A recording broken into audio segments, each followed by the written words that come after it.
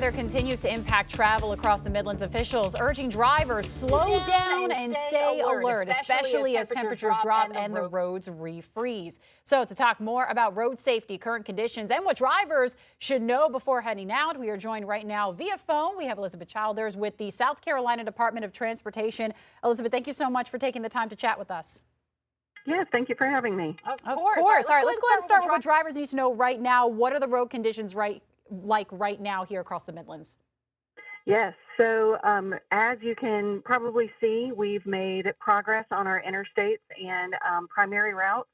Our crews have been out working around the clock, 24/7 operations to treat and clear these roads.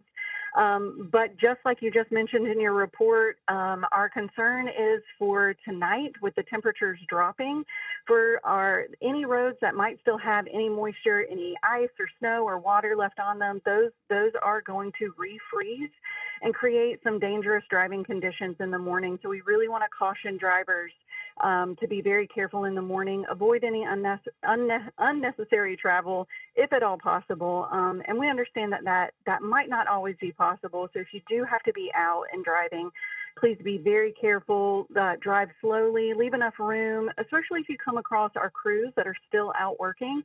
Our crews are still out clearing. They're working through the primary routes and the secondary routes. Just like you mentioned, a lot of secondary routes are shaded.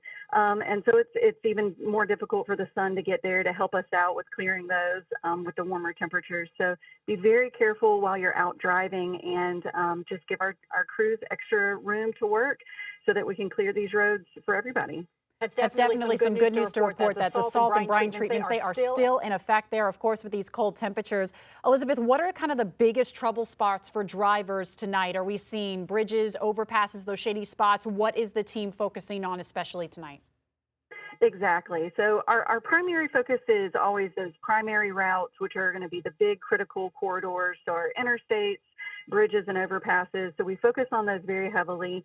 But those also can tend to be some of, like you just mentioned, bridges and overpasses. They can freeze quickly, more quickly than the roads, and especially if there's still water on those.